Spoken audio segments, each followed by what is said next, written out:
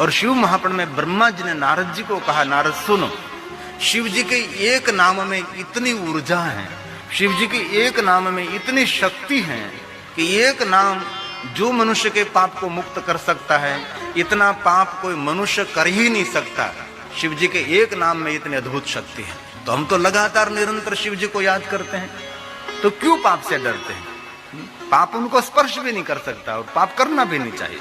शिवनाम तरिम प्राप्यम संसार बंतरंति ते संसार मूल पापानि तानि नश्यन्ति संशय। इसमें कोई संशय नहीं। जो मनुष्य शिव का स्मरण करते हो मनुष्य भवसागर पार हो सकता है। शिवनाम तरिम, तरिम का अर्थ है तैरने का साधन। जहाज, पोत, नाव, कोई भी अर्थ में आप ले लो, लेकिन संसार जिनको तैरना है उनके लिए शिवनाम श्रेष्ठ माना जाता है। इसलिए हलता चलता बैसता उठता खाता पीता ऊँघता जागता हर हालत में, पवित्र अवस्था में अपवित्र अवस्था में, घर में वन में शमशान में, कोई भी अवस्था में निरंतर भगवान शिव को याद करना चाहिए। ऋषि मुनियों ने भगवान शिव जी को शिकायत की कि भगवान एक शिकायत करनी है। महादेव ने कहा, कहिए ऋषि, हमारा एक दुर्गुण है, बहुत बड़ा दुर्गुण है। शिव जी ने कहा, मुझे तो नहीं दिखाई देता आप में कहीं दुर्गुण। समर्पण, साधना, उपासना, निरंतर भगवान मेरे भजन में निरंतर मग्न रहते हैं। क्या दुर्गुण, क्या दोष, कुछ मुझे नहीं दिखाई देता। ऋषि मुनियों ने कहा, महादेव जी आपकी तो उदार दृष्टि है, आपकी उदारता तो सिंधु समान है, उससे भी बढ़कर है। लेकिन महादेव हमारे में एक दुर्गुण है। क्या दुर्गुण है आप बताइए। तब कहा ऋषि मुनियों ने, हमारा जीवन का बहुत बड़ा दुर्गुण है। कभी कभी पल के लिए हम आपको भूल जाते हैं। कभी कभी एक पल के, पल मतलब पलक झपकते हुए, इसी समय हम भूल जाते हैं आपको। ये हमारा बहुत बड़ा दुर्गुण है। सोचें, ये ऋषि मुनियों की विचारधारा है। एक पल के लिए शिव जी को भूल जाता, वो भी अपना दुर्गुण समझता है। तो हम सब घंटों घंटों दिन दिन बीत जाते, कहीं लोग तो साल बीत जाते कि पवित्र श्रावण मास आवे तभी शिव जी को याद करेंगे।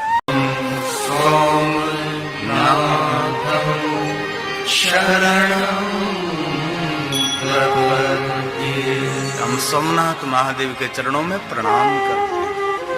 पहले भी कहा, दूसरी बार कहता हूँ, बार बार कहता रहता हूँ। बहुत सारे भगवान महादेव के स्तोत्र हैं, बहुत सारे स्तवन हैं, अष्टक हैं, लेकिन सभी अष्टक, सभी स्तवन, सभी स्तोत्रों का पाठ न हो सके तो कम से कम सुबह में उठकर 12 ज्योतिर्लिंग को जरूर याद करें। उनको ज्योति मिलती है, ज्ञान मिलता है, विद्या मिलती है और मनुष्य जीवन के सभी पापों में से मुक्त रहता है। इसलिए बहुत कुछ याद न रहे, कम से कम 12 ज्योतिर्लिंग के नाम कंठस्थ होना चाहिए। इनमें बहुत सारे भगवान महादेव के भक्त हो गए जिनको 12 ज्योतिर्लिंग स्तोत्र कंठस्थ रहता है। उसकी बहुत बड़ी महिमा है। भले आप सुबह में जल्दी उठकर स्नान न कर सको, लेकिन बिस्तर में सोते सोते भी कम से कम 5, साढ़े 5 बजे, 4, साढ़े 4 बजे कि 6 बजे आंख तो खुल जाएगी बिस्तर में। आलस के कारण आप बिस्तर को छोड़ नहीं सकते, ये सही बात है। बिस्तर को छोड़ना मुश्किल है, लेकिन बिस्तर में लेटे लेटे भी पवित्र अवस्था हो, अपवित्र अवस्था हो, कोई भी अवस्था में परमात्मा का नाम लेने में कोई दोष नहीं लगता। हर हालत में, हर अवस्था में, कोई भी स्थिति में आप भगवान को याद कर सकते हैं। इसलिए बिस्तर में से उठने से पहले, धरती पर पैर रखने से पहले जरूर 12 ज्योतिर्लिंग को याद करना चाहिए। और मैं आशा रखता हूँ आप सभी को कंठस्थ रहता है, जो सौराष्ट्र धरा से प्रारंभ करके 12वां ज्योतिर्लिंग घुश्मेश्वर तक है। तो आइए हम सब साथ में गाएंगे। जिनको कंठस्थ हैं वो साथ में बोलने का प्रयास करेंगे। जन सौराष्ट्रे सोमनाथं च श्रीशैले मल्लिकार्जुनं पूजयामि महाकाले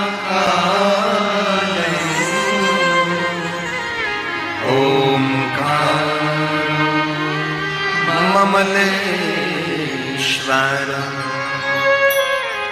परल्यां वैद्यनाथं च डाकिन्या भीम शंकर सेतु बंधे तु रामेशं नागेशं दारुकामणे वाराणस्यां तु विश्वेशं त्र्यंबकं गौतमीतटे हिमालये तु केदारं कृष्णेशं च शिवालयम्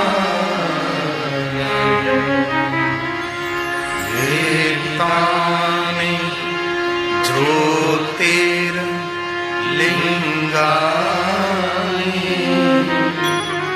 सायं प्रातः पठेन्न सप्त जन्म कृतं पापं स्मरे विनश्यति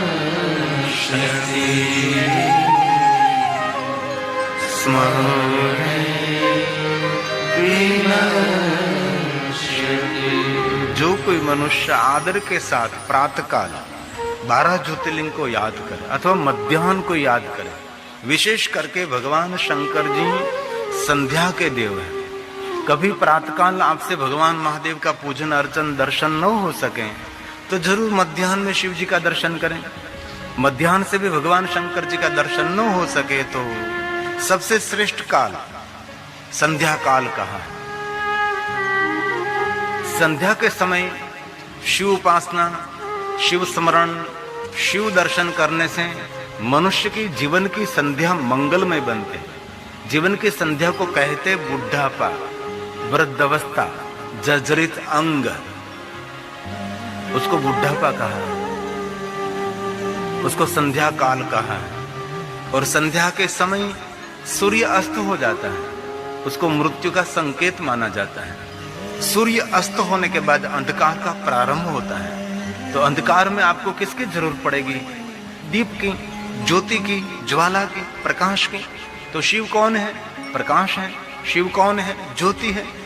इसलिए संध्या समय शिव को याद करने से हमारे जीवन की संध्या मंगलमय रहेगी। और मृत्यु के बाद जो मनुष्य भगवान शिव की ज्योति को याद करता है उनको मृत्यु के बाद प्रकाश मिलता है, उनको ज्योति मिलती है। इसलिए संध्या समय हजार नहीं करोड़ों करोड़ों कार्यों को छोड़कर भगवान शिव को याद करना चाहिए। संध्या का देव शिव है। वास्तव में त्रिकाल संध्या में जो हम देखें तो त्रिकाल संध्या में प्रातःकाल जो भगवान शंकर जी की आप संध्या करते हैं वो शिव है और गौर वर्ण है। और मध्याह्न के जब आप संध्या वंदन करते हैं तो उसके रुद्रदेव है, वो रक्त वर्ण है। और संध्या समय जो आप शिव की संध्या करते हैं तो उसी समय शंकर जी श्याम वर्ण है। इसलिए सुबह में शिव, दोपहर में रुद्र और शाम के समय सूर्य अस्त होते समय शंकर है। शंकर श्याम है, रुद्र रक्त वर्ण है और शिव गोरे हैं। शिव दर्शन की भी यही महिमा है ना। प्रातःकाल शिव दृष्टवा निशि पाप विनश्यति। जो कोई मनुष्य प्रातःकाल महादेव जी का दर्शन करते वो मनुष्य पूरी रात्रि के पापों में से मुक्त रहता है। निशि का अर्थ होता है रात्रि। जो मनुष्य प्रातःकाल उठकर शिव जी को याद करता है। और एक दूसरी बात बीच में कहता हूं, याद रखने जैसी है। जो मनुष्य प्रातःकाल भगवान शिव जी को याद करता है, इस मनुष्य के जीवन में सभी मंगल हो सकता है, सभी प्रकारों से उसका कल्याण होगा। इसलिए प्रातःकाल भगवान शिव जी को याद करने के लिए बहुत महिमा है। इसलिए प्रातःकाल शिव दृष्टवा, प्रातःकाल भगवान महादेव को याद करे तो निशि पाप विनश्यति। आजन्म कृतम मध्याह्न, पूरे जन्म के पाप में से जिनको मुक्त होना है उसके लिए मध्याह्न भगवान शिव जी का पूजन अर्चन और दर्शन अथवा स्मरण करें। और भक्ति मार्ग में बहुत सारे साधन सामग्री की आवश्यकता नहीं है। बहुत लोग बहुत साथ में लेकर घूमते फिरते रहते हैं, ये बहुत आवश्यक नहीं है। जिनको शिव की साधना करनी है उनके पास 3 वस्तु होने चाहिए। श्रद्धा विश्वास तो आवश्यक है, वो तो मूल है, वो तो जड़ है।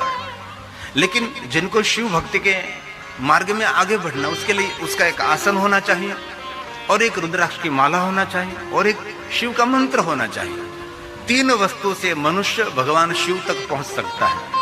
बहुत ज्यादा कोई सिद्ध सामग्री की आवश्यकता नहीं। आपका आसन आपके साथ रहना चाहिए, आपकी रुद्राक्ष की माला आपके साथ रहनी चाहिए। जो रुद्राक्ष की माला पहनते हैं उससे जाप नहीं हो सकता, जो जाप पहनते हैं वो पहन नहीं सकते हैं। आप जाप करते हैं माला, ये माला दूसरे को दे नहीं सकते, दूसरे की माला से कभी जाप हो नहीं सकता। इसलिए त्रिवस्तु आपके साथ रहनी चाहिए। कहीं भी बाहर गए, यात्रा में गए, कहीं कोई फंक्शन में गए तो सुबह में उठकर स्नान करके एक अच्छी सुंदर स्थान देखकर आसन बिछाकर हाथ में रुद्राक्ष की माला लेकर पंचाक्षर मंत्र का जाप कर लीजिए। होगी साधना, होगी भक्ति। भक्ति में बहुत कुछ साधन सामग्री साथ में रखने के लिए आवश्यक नहीं है। इतनी वस्तु से आप भगवान शिव तक पहुंच सकते हैं। इसलिए प्रातःकाल शिव दृष्टवा निशि पाप विनश्यति आजन्म कृतम मध्याह्ने। मध्याह्न जो कोई भगवान शिव जी को याद करता है, उसका स्मरण करते हैं, दर्शन करते हैं, तो पूरे जन्मों के पाप में से मनुष्य मुक्त हो जाता है। और एक दूसरी बात, जो कोई मनुष्य मध्याह्न काल भगवान शिव को याद करता है अथवा शिव दर्शन करता है तो इस मनुष्य के सूर्य हमेशा चमकता रहता है, उसके जीवन में प्रकाश रहता है, जो कि मध्याह्न का सूरज है। इसलिए बहुत महिमा है। शिव की पूजा आरती दिन को 12 बजे होती है। अन्य कोई देवताओं की दिन को 12 बजे आरती पूजा अर्चन नहीं होता है। भगवान की आरती दिन को 12 बजे होती है और रात को 12 बजे भी करनी चाहिए। हम अभी महाकालेश्वर गए हैं तो भगवान के शयन आरती 11:30-12 बजे होती है। भगवान शयन करते हैं 12 बजे, बाद में कपाट बंद हो जाता है। वैसे तो शिव 24 कलाक जागृत। महादेव की पूजा कभी कोई चौकड़िया में, कोई भी मुहूर्त में शिव पूजा कर सकते हैं। शिव पूजा के लिए कोई मुहूर्त नहीं है, कोई योग, कोई मुहूर्त, उसमें विशेष कोई महिमा जरूर है। लेकिन जैसे मृत्यु का कोई मुहूर्त नहीं है, वैसे शिव पूजा के लिए कोई मुहूर्त नहीं है। काल चौघड़िया में शिव की पूजा आप कर सकते हैं, उद्वेग में आप शिव पूजा कर सकते हैं, चल में आप शिव पूजा कर सकते हैं। कोई भी चौघड़िया में, कोई भी समय, कोई भी मुहूर्त में भगवान शिव की पूजा आप कर सकते हैं। जैसे मृत्यु का कोई मुहूर्त, अभी तक हमने किसी ऐसे व्यक्ति को नहीं देखा कि कोई मरने के लिए मुहूर्त निकालने के लिए गया कि अच्छा मुहूर्त निकालो मुझे मरना है। नहीं, कोई भी मुहूर्त में, कोई भी समय मृत्यु हो सकती है। तो मृत्यु के कोई मुहूर्त नहीं, तो शिव पूजा के लिए कहाँ मुहूर्त? 24 घंटे शिवालय खुला रहता था। ये तो अब काल कर्म अनुसार सब कुछ की मानसिकता है, ये सब बदल गया। इसलिए ताला बंद करना, कपाट बंद करना पड़ता है, सिक्योरिटी रखनी पड़ती है, ध्यान रखना पड़ता है। पहले के अति प्राचीन आप भगवान महादेव के शिवालय देखो तो वहां कोई दरवाजे ही नहीं थे, खुला ही रहता था। और गर्भगृह में जाने के लिए इतना छोटा सा द्वार रहता था, कोई भी व्यक्ति झुककर ही जा सकता था। ऐसे एक शिव जी की महिमा थी। तो मध्याह्न से श्रेष्ठ महिमा साया ने सत जन्मान। संध्या समय को भगवान शिव का दर्शन करे, पूजन करे, अर्चन करे, उसका स्मरण करे तो 7 जन्मों के पाप में से मनुष्य मुक्त हो जाता है। और जो कोई मनुष्य प्रातःकाल, मध्याह्न, संध्या 3 समय भगवान शंकर जी का दर्शन, अर्चन, पूजन, उनका स्मरण करते हैं। मेरु कंचन दताना, मेरु पहाड़ जितना कोई सोने का दान करे, जो फल मिले वो फल 3 समय महादेव को दर्शन से। गवा कोटि करोड़ों गायो, पंचकोटि तृणंगणा, 5 करोड़ घोड़ा। पहले का श्लोक है, इसलिए घोड़े का दान, हाथी का दान, गायों का दान, ये सब लिखा है ना। हाथी का दान, गायों का दान, ये सब लिखा है ना। तो जब आपको समय मिले तब भगवान महादेव का दर्शन, अर्चन, पूजन। लेकिन संध्या समय शिव जी की विशेष महिमा है। और दिन में महादेव की पूजा हो, उससे ज्यादा महिमा रात्रि की बताई। श्रेष्ठ पूजा 12 से रात को 3 बजे की पूजा श्रेष्ठ माने जाते हैं। योगी महापुरुष सन्यासी रात को 12 बजे से 3 बजे तक भगवान शंकर जी की पूजा करते। दुनिया सोई रहती है 12 से 3 में। 3 बजे तो बहुत लोग ब्रह्म मुहूर्त में जाग जाते हैं, लेकिन 12 से 3 में भगवान शंकर जी की पूजा। त्रयोदशी की 4 प्रहरों की पूजा है, 6 से 9, 9 से 12, 12 से 3, 3 से सुबह में 6, 4 प्रहरों की पूजा त्रयोदशी के दिन। त्रयोदशी व्रत करे हमेशा, ताके तन नहीं रहे कलेशा। धूप दीप नैवेद्य चढ़ावे, शंकर सन्मुख पाठ सुनावे, तो जन्म जन्म के पाप नचावे। मनुष्य जन्म जन्मांतर के पाप में से मुक्त हो सकता है। शिव हर हमेशा आपका श्वास है, और शिव के बिना एक पल भी जीवन में आप रह नहीं सकते। इसलिए परमात्मा को ऐसी प्रार्थना करें, भगवान हमारा एक पल भी ऐसा नहीं होना चाहिए कि हम आपको याद न हो। श्वास से हर श्वास में परमात्मा रहना चाहिए। तो हम ज्योतिर्लिंग सोमनाथ महादेव के सानिध्य में बैठे हैं, और यहाँ बहुत सारे भगवान महादेव के लिंग स्थान है। यहाँ आप यहाँ सोमनाथ से निकलो तो पूरा दरिया किनारा भगवान महादेव से लिंगों से भरा है। कितने लुप्त तो हो गए, कितने ही तोड़ दी गई, लेकिन अभी भी हैं। तो ऐसे बहुत सारी नामावली मेरे पास है। यहाँ का बहुत प्रसिद्ध और प्राचीन श्री वेणेश्वर महादेव है। जो कोई मनुष्य वेणेश्वर महादेव का दर्शन करते हो, मनुष्य की रक्षा स्वयं महादेव करते हैं। और एक मंकेश्वर महादेव है, साक्षी महादेव उनको भी कहा जाता है। यहाँ प्रभास तीर्थ में सभी जो महादेव के स्थान है, जो पुराणोक्त है, मैं जो शोध करके आपके समक्ष में कहने का प्रयास करता हूँ। एक सिद्धनाथ महादेव है, वहाँ भीमनाथ महादेव है, रुद्रेश्वर महादेव है, और महाभारत कालीन का ये शिवलिंग है रुद्रेश्वर महादेव। और एक अवधूतेश्वर महादेव यहाँ है, और चंद्रेश्वर महादेव है। और जो जमदग्न ऋषि हुई उसने लिंग की स्थापना की, उनके नाम से भगवान महादेव का लिंग स्तूप है।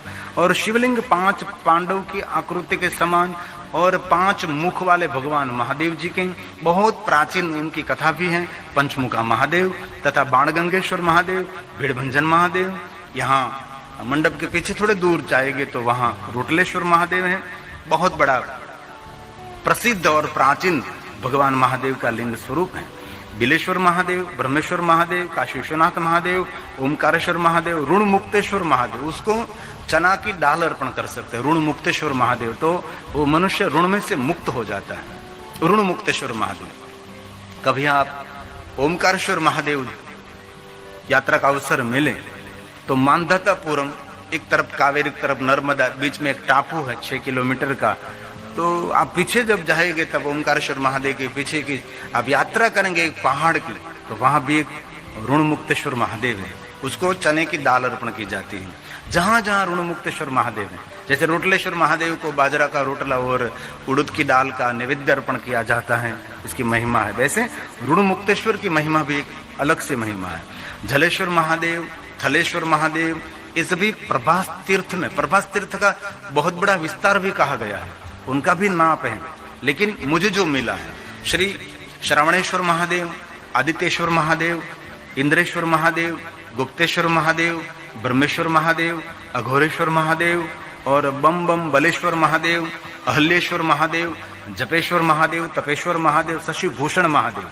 यहाँ पीछे शशिभूषण महादेव है, आपने देखा होगा। यहाँ से लगभग 2-3-4 मिनट का के 5 मिनट का रास्ता होगा, इसी दरिया सागर किनारे पर है। भगवान महादेव का अति प्राचीन वहाँ कालभैरव जी का स्थान है।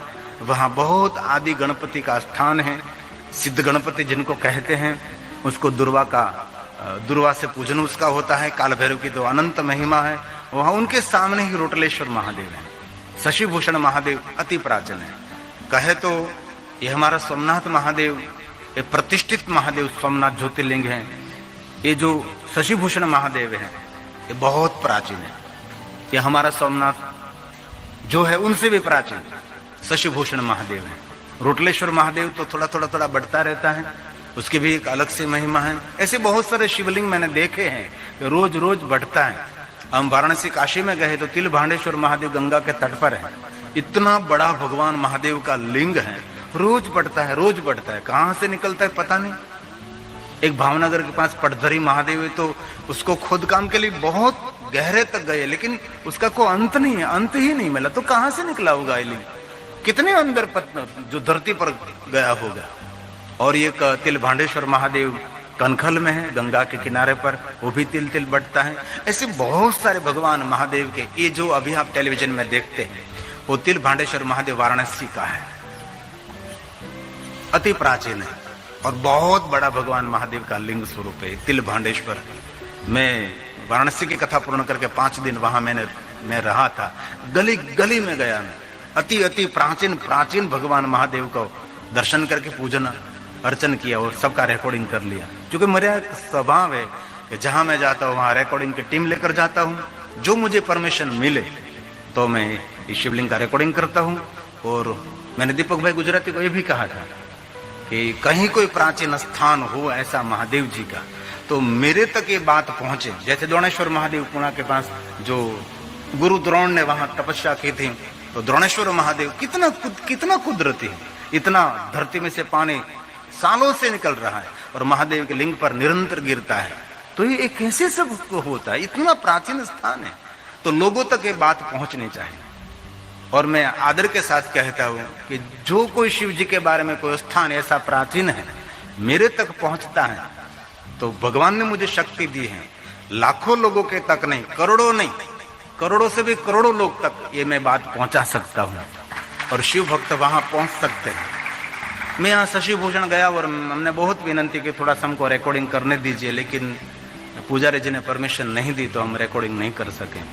जो थोड़ा सा रिकॉर्डिंग दिया होता तो हम टेलीविजन में दिखा सकते हैं, क्योंकि मीडिया का समय है। आप तो सब जानते हैं, पत्रकार क्षेत्र में है, तो आजकल मीडिया से लोग पहुंचते हैं ना, उसको संदेश मिलना चाहिए कहाँ है, कैसा है, क्या उसकी महिमा। तो उन बाहर से हमने उसको पूछे बिना शिखर का रिकॉर्डिंग कर लिया दूर से, अभी जो टेलीविजन में देखते हैं, लेकिन अंदर की रिकॉर्डिंग की मुझे अनुमति नहीं मिली। तो हम काल भैरव जी का, गणेश जी का, ये जो शशि भूषण महादेव, उसका रिकॉर्डिंग नहीं हो सका था। मैं टेलीविजन में नहीं दिखा सकता हूँ, क्योंकि ये कथा कोई लाख लोग नहीं सुन रहे, करोड़ों लोग, 180 देश में, पूरे भारत के तो पूरे राज्य में है ही, लेकिन 180 देश में लगातार सभी कथा, आस्था भजन, आस्था टीवी, आस्था इंटरनेशनल और हमारी गुजरात के सदविद्या टीवी और गिरी बापू ऑफिशियल यूट्यूब चैनल, लगातार में ये जो भी देख रहे हैं रोटलेश्वर महादेव है। यहाँ पीछे जो महादेव जी है ये रोटलेश्वर महादेव। वहां हमने पूछा नहीं, रिकॉर्डिंग कर लिया। वहां हमने परमिशन ली तो हमने नाम मिली। ऐसा मुझे उज्जैन में भी ऐसा ही हुआ था। मैं काल भैरव के दर्शन के लिए गया तो मैंने पहले पुजारी को रिक्वेस्ट की कि मुझे थोड़ा सा रिकॉर्डिंग करना है, क्योंकि लोगों तक मुझे पहुंचाना है, लेकिन मुझे पुजारी ने अनुमति नहीं दी। तो मैं तो कोई बात नहीं, थोड़ी देर तक बाहर में खड़ा रहा और काल भैरव को प्रार्थना की मुझे रिकॉर्डिंग करके जाना है। तब कलेक्टर आ गए। कलेक्टर मुझे पहचानते थे, गिरी बापू आप? मैं कहा हाँ, मुझे रिकॉर्डिंग करना है। अरे चलो चलो मेरे साथ। मैं तो काल भैरव ने कलेक्टर को भेज दिया। कोई ना कोई योग बनता है। तो रिकॉर्डिंग करने से, सोशल मीडिया से, टेलीविजन के माध्यम से ये बात करोड़ों जन तक मैं पहुंचा सकता हूं, क्योंकि टेलीविजन के माध्यम से लगातार आस्था टीवी, आस्था भजन, आस्था इंटरनेशनल में सभी कथा हमारी निरंतर रहते हैं और लाख नहीं करोड़ों शिव भक्त मेरे साथ जुड़े रहते हैं और नई नई बात का इंतजार करते रहते हैं। तो शशि भूषण महादेव, हमारा सोमनाथ महादेव और जूना सोमनाथ महादेव, लगभग 32-33 लिंगों का नाम मुझे मिला है। लेकिन सिसोदिया साहब यहाँ के जो रक्षक हैं, उसने मुझे कहा कि बापू 200 से ज्यादा शिवलिंग मैंने यहाँ देखे हैं, 200 से ज्यादा शिवलिंग मैंने देखे। तो मैंने साहब को कहा कि मैं तो कभी मुझे समय मिलेगा तो मैं यहाँ समय निकाल कर मैं आऊँगा और आप थोड़ा सा मुझे सहयोग करें, तो सभी लिंगों का हम रिकॉर्डिंग करेंगे और जन जन तक पहुँचाने का हम प्रयास करेंगे। और आने वाला समय शिव का ही होगा। आजकल पढ़े लिखे लड़के, आजकल सभी पढ़े लिखे लड़के जानते हैं कि हमारा मूल शिव है और हमने जो वेदों को फॉलो किया होता तो शिव के सिवा कोई नहीं था, एक शिव ही था।